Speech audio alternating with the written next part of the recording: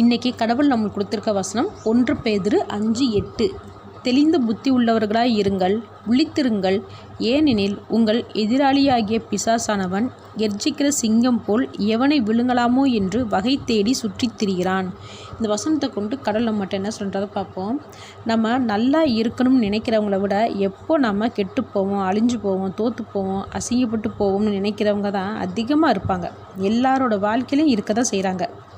அவங்களோட வெறியுள்ள பசிக்கு நாம் தீனி ஆகாதபடிக்கு நாம் தான் நம்மளை காத்துக்கொள்ளணும். இந்த வசனத்தில் தெளிந்த புத்தியோடு இருங்க, விழித்திரிங்கன்னு சொல்கிறாங்க. நம்மளோட கண்ணுக்கு முன்னாடி எதிரியாக இருக்கிறவங்க என்ன செய்வாங்கன்னு நம்ம யோசித்து நம்மளால் தெளிவாக ஒரு முடிவு எடுக்க முடியும், சமாளிச்சிடலாம் ஓரளவுக்கு. கண்ணுக்கே தெரியாமல் நம்ம கூடவே இருக்கிற எதிராளிகளை கண்டுபிடிக்கவே முடியாது. அதான் சொல்கிறாங்க விழித்திருங்கள்னு. யாரையும் அவ்வளோ சீக்கிரமாக நம்ப வேண்டாம். ஒருத்தவங்கள முழுமையாக நம்புறதுக்கு சில காலங்கள் நம்ம எடுத்துக்கொள்ளும்போது அவங்க நம்மக்கிட்ட பொய்யை நடிச்சுட்டு இருந்தாங்கன்னா கண்டிப்பாக அவங்களோட பொய் வெளிப்படும்.